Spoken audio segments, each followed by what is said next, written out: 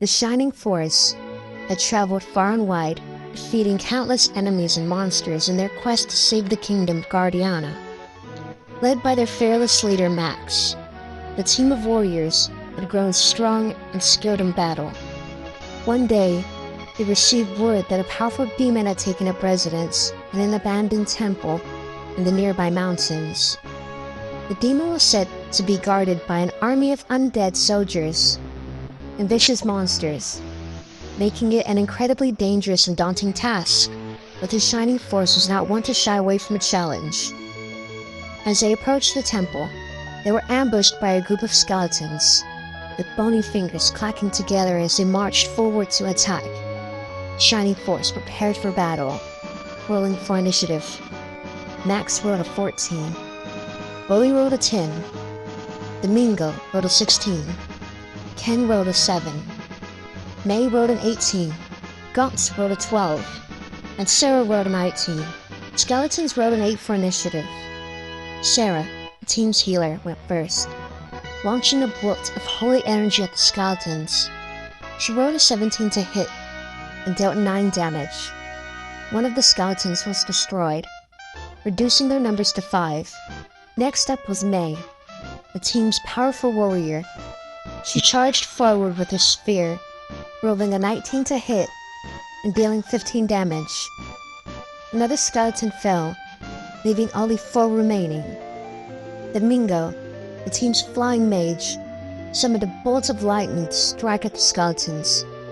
He rolled a 12 to hit and dealt 8 damage, destroying another skeleton. The remaining skeletons moved into attack, 2 of them targeting May, and 2 of them targeting Guts. The first skeleton attacked May, rolled a 12 to hit, but May's armor class of 18 proved too strong, and the attack missed. The second skeleton attacking May rolled a natural 20, scoring a critical hit. It dealt 12 damage, bringing May's health down to 23. The first skeleton attacking Guts rolled an 18 to hit, but Guts' armor class of 20 proved too strong, and the attack missed.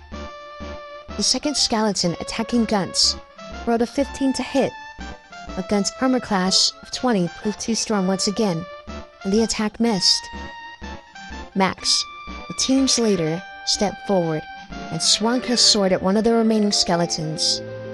He rolled a 16 to hit and dealt 10 damage, destroying the skeleton.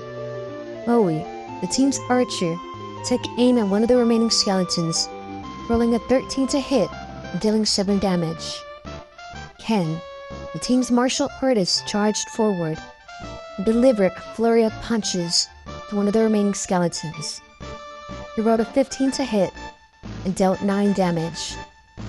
Guts, the team's dwarf gunner, fired his rifle at the remaining skeleton, rolling a 20 to hit and dealing 12 damage, destroying it.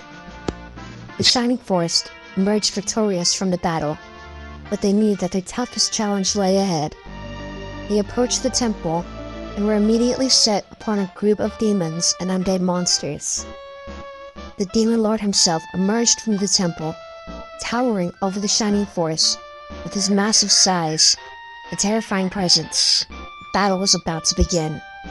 Max rolled a 17 for initiative, Bowie rolled a 14, Domingo rolled a 12, Ken rolled a 19, Nay rolled an 8, Guts rolled a 13, Sarah rolled a 15.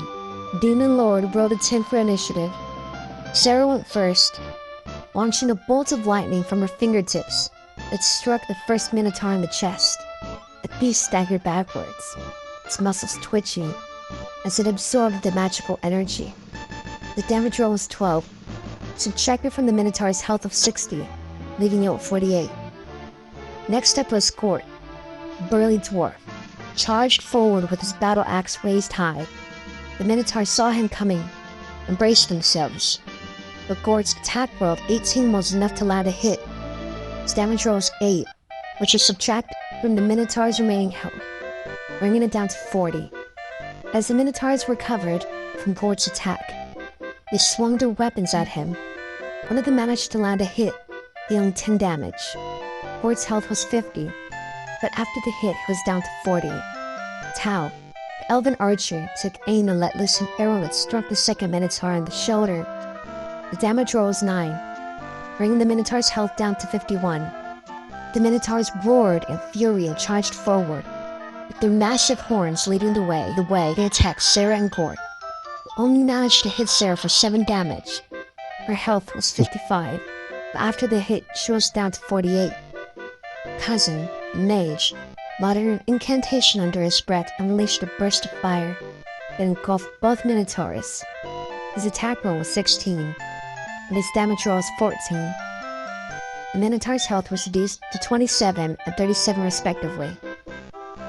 One of the Minotaurs, badly wounded, made a last-ditch effort to strike Gort, but his mitigation roll, 16, was enough to deflect the attack. The other Minotaur turned to flee, but was stopped in its tracks by a well-placed arrow from Tau. The arrow hit a critical spot. The damage roll was a whopping 21. The Minotaur's health was down to 6, and he collapsed to the ground, dead. The remaining Minotaur turned back to face the party, snarling, bellowing in rage. It charged forward, but was met with a flurry of attacks from Gort and Sarah. Their attack rolls were both successful, and the damage rolls were 11 and 8 respectively. The Minotaur's health was reduced to 7. Tau fired another arrow, but it missed its target. The Minotaur swung its axe at Gort, but missed by a hair. Cousin finished the battle with a powerful lightning spell, which struck the Minotaur with a damage roll of 16. The Minotaur's health was down to 0, and he collapsed to the ground, defeated. As the party caught their breath and tended to their wounds, they realized that the Minotaurs were only the beginning of their journey. The road ahead was long and perilous, but they were ready to face whatever lay in their path.